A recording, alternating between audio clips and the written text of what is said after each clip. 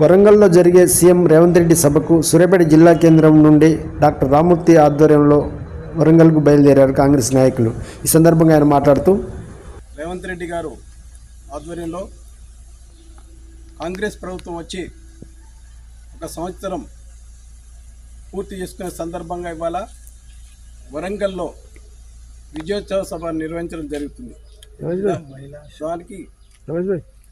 దానికి ఈ రోజు నుంచి సూర్యాపేట నుంచి దాదాపు ఒక 200 మంది కార్యకర్తలు ఇవాళ ఆ విజయోత్సవకు బయలుదేరి వెళ్ళారు. దానికి ఇందిరా మహిళా శక్తిగా సభకు పేరు. ఎందుకంటే ఈరోజు భారత మాజీ ప్రధాని కీర్తిశేషులు ఇందిరాగాంధీ జన్మదినం పురస్కరించుకొని వాళ్ళ ఇందిరా మహిళా శక్తి మీటింగ్. దీని ఉద్దేశం ఏంటంటే ఈ రాష్ట్రంలో 5 సంవత్సరాల్లో 1 కోట్ల రూపాయలతో బడ్జెట్ కేటాయించి 1 కోటి మంది మహిళలను కోటీశ్వరులా తయారు చేయడమే ఈ సభ ఉద్దేశం. ఈరోజు అలానే కాకుండా 1 సంవత్సరం పూర్తి చేసే సందర్భంగా ఇవాళ రేవంత్ రెడ్డి గారు ప్రభుత్వం రాగానే 45 గంటలనే ఒక ఉచిత బస్సు, మహిళలకు ఉచిత బస్సు ప్రయాణము. దానికి ఈ రోజుకు ఇవాళటి వరకు దాదాపు 109 కోట్ల మంది మహిళలు ఉచిత బస్సు ప్రయాణం చేశారు. దాదాపు దీనికి 7,290 బస్సులు కేటాయించడం జరిగింది. అలాగే సిలిండర్ 500 రూపాయలు, 1,500 రూపాయలు ఉన్నది 500 సిలిండర్.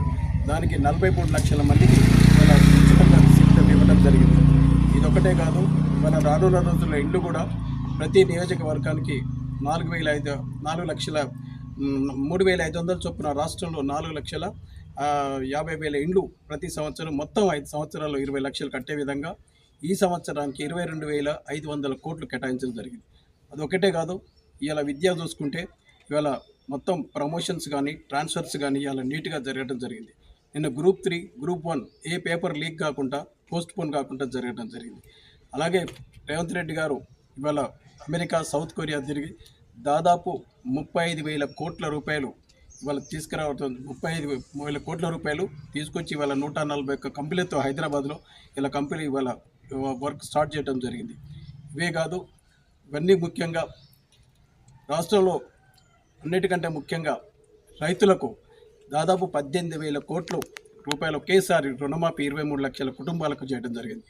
ఈరోజు ఎన్నడూ లేని విధంగా ఈ వరి సాగు అనేది రాష్ట్రంలో కనివిని ఎరగని విధంగా 66 లక్షల ఎకరాలు వేస్తే దాదాపు 153 లక్షల క్వింటాల వరి ఇలా కనివిని ఎరగంగా ఇది రీతిలో. ఇది ఓన్లీ కృషి ఫలితం, రైతుల కృషి ఫలితమే కానీ కాళేశ్వరం నీరు సుక్క వాడకుండా జరగదు. అదే గొప్పతనం. ఇలా రానున్న రోజుల్లో రేవంత్ రెడ్డి గారు ఇలా 18 గంటలు పనిచేసుకుంటూ సెక్రటరీలో ఉండి ఫామ్ హౌస్ లేకుండా, ఒక ప్రగతి భవన్ అనేది లేకుండా, ఇవాళ ఎక్కడ మనీ వేస్ట్ చేయకుండా ఇవాళ బీఆర్ఎస్ ప్రభుత్వం 10 ఏళ్లలో 2 లక్షల కోట్ల రూపాయలు వృధా చేసిందని కాగు చెప్పడం జరిగింది. ఇవన్నీ లేకుండా ఒక బ్యాలెన్స్గా బీఆర్ఎస్ ప్రభుత్వం చేసిన అప్పులను 7 లక్షల కోట్ల రూపాయలని ఇవాళ రోజుకు 200 కోట్ల చొప్పున సంవత్సరానికి 72,000 కోట్ల రూపాయలు అప్పును తీరుస్తున్న ఘనత ఓన్లీ రేవంత్ రెడ్డిది అని చెప్తున్నాను.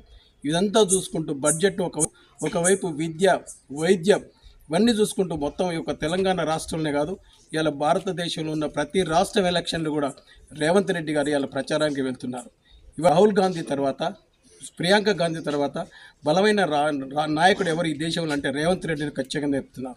ఇంకా అత్యంత ముఖ్యమైన కీలక విషయం ఏంటంటే ఈ దేశంలో ఎక్కడ కులగణన జరిగింది, ఇవాళ తెలంగాణలో కులగణన చేయటం అనేది రేవంత్ రెడ్డి తీసుకున్న చారిత్రాత్మక నిర్ణయం. ఆయన రాహుల్ గాంధీ కూడా ఈ దేశంలో ఇవాళ మొత్తం నేను గవర్నమెంట్ వస్తే దేశంలో ఉన్న బడుగు బలహీన వర్గాల కులగణన తర్వాత తామాషా ప్రకారం రిజర్వేషన్లు ఇస్తానని చెప్పడం జరిగింది. కాబట్టి దీనికి సమాధానం బీజేపీ చెప్పవలసింది. మీకు కులగణనకు దేశం మొత్తంలో వ్యతిరేకమా, మీరు అనుకూలమనే దాని మీద మీరు మాట్లాడవలసిన బాధ్యత ఉంది. కాబట్టి ఇంకా 4 సంవత్సరాలలో అభివృద్ధి తీసుకుపోయి తెలంగాణనే ఒక అగ్రమార్గ దేశంలో అభివృద్ధి చెందుతున్న రాష్ట్రంగా నిలబెడుతున్న ఆశాభావం మరొకసారి రేవంత్ రెడ్డికి, రాహుల్ గాంధీకి, ముఖ్యంగా పటేల్ రమేష్ రెడ్డి గారి ఆధ్వర్యంలో మేము ఇలా మీటింగ్ వెళ్తున్నాం. అందరికీ కూడా కాంగ్రెస్ పార్టీ తరఫున, తెలంగాణ ప్రజల తరఫున మేమందరికీ ధన్యవాదాలు తెలియజేస్తున్నాం. రమేష్ రెడ్డి గారి నాయకత్వం, పటేల్ రమేష్ రెడ్డి గారి నాయకత్వం, రేవంత్ రెడ్డి గారి నాయకత్వం.